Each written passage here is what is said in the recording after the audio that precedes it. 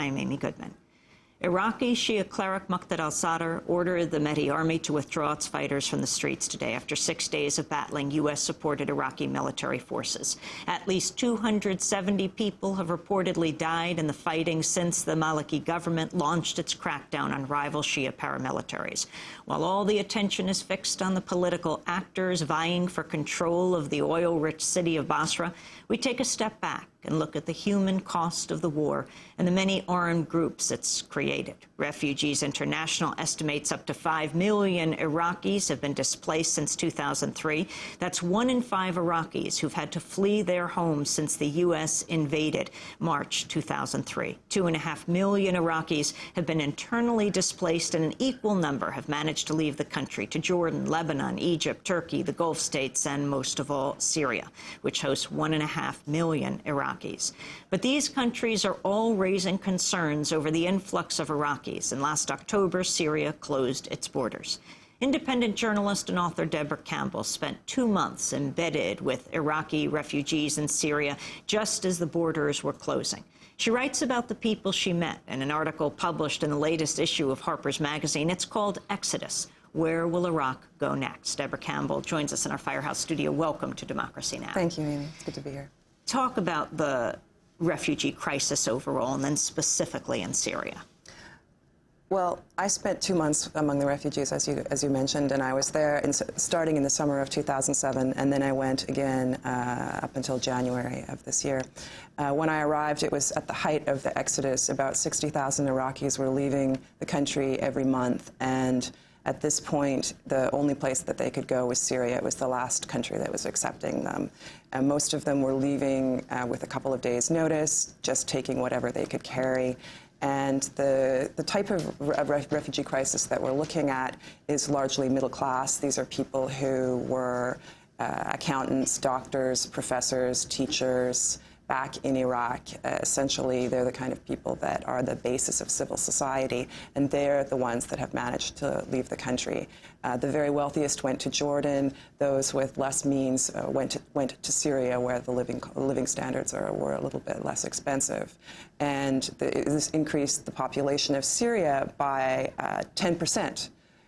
Within the course of a year and a half. So they arrived to Syria, and suddenly, for both Syrians and Iraqis, rents started doubling, tripling. The price of food was going up by 3 times.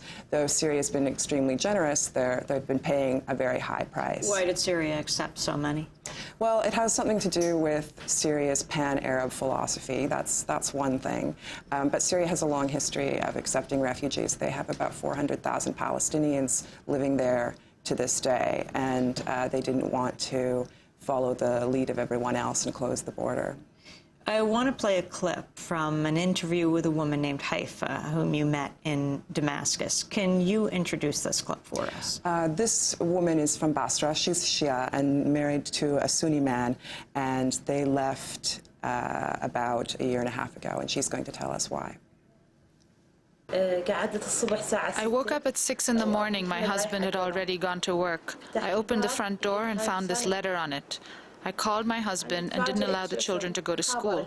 I started crying and woke up the neighbors. They calmed me down and took me to the police. The police just read the letter and laughed. They said they could not do anything to help me.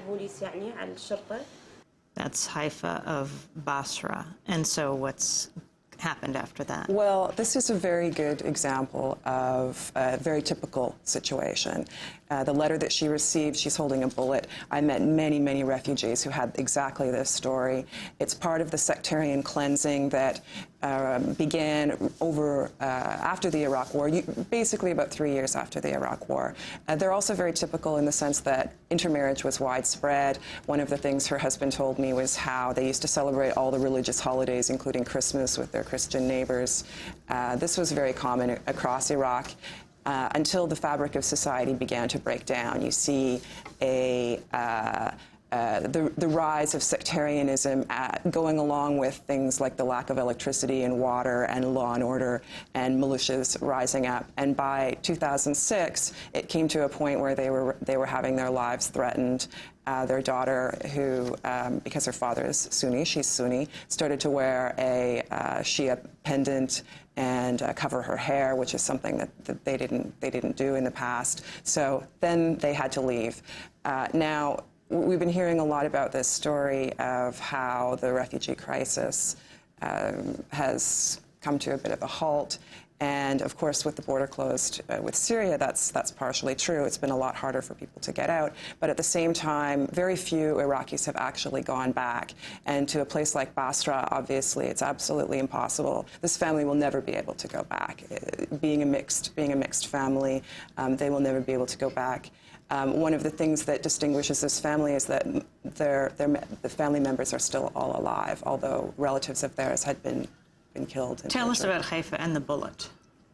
Well, this is the bullet was inside the death threat letter that they received to their home, and these letters were a common instrument of the sectarian cleansing that's going on across Iraq. And so once they moved to Syria, what has been their life? They're renting a small apartment. This is an urban refugee crisis as well. This is not a situation where Iraqis are living in camp situations. They came with any savings that they had. Many people sold their homes, sold their cars, brought what they had. They're renting an apartment. It's about $250 a month. The problem is, even if you bring $10,000, how long does it last when you're paying these kinds of rents, also paying to get your kids into schools, and you can't work legally in Syria because foreigners can't come in and just take a job. So they're unemployed, and it's basically a waiting game. What about smuggling, human smuggling? This is something that is a broad phenomenon across amongst the refugees, and everybody's talking about it. How can they get out? Because they're in this waiting game in Syria. They can't work. They're running out of money. Desperation is rising.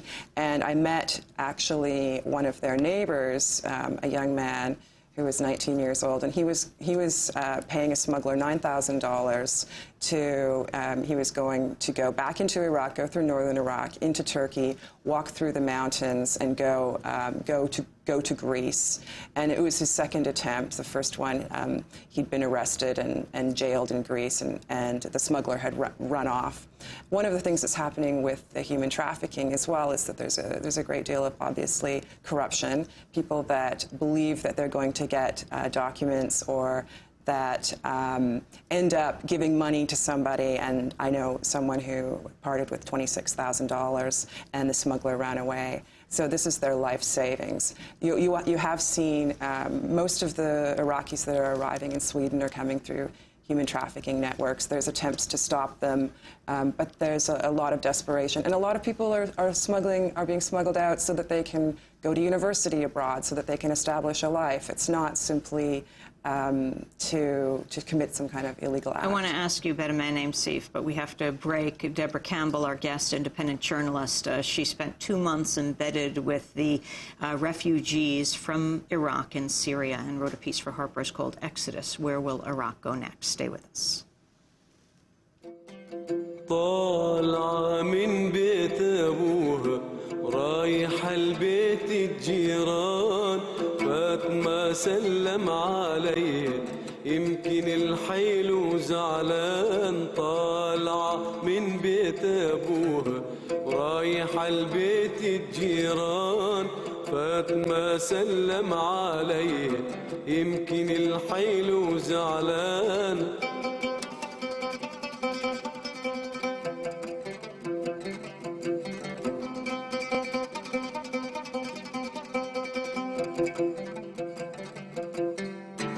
قلت لها يا حلوة رويني وعطشان مية يسقيني قلت لها يا حلوة رويني عطشان مية يسقيني وقالت لي روح يا مسكيني وقالت لي روح يا مسكيني وينما تروي العطشان طالع من بيت أبوها رايحة لبيت الجيران فاطمة سلم علي I'm Taufik here on Democracy Now!, democracynow.org, The War and Peace Report. Our guest, independent journalist Deborah Campbell, spent several months with Iraqi refugees in Syria.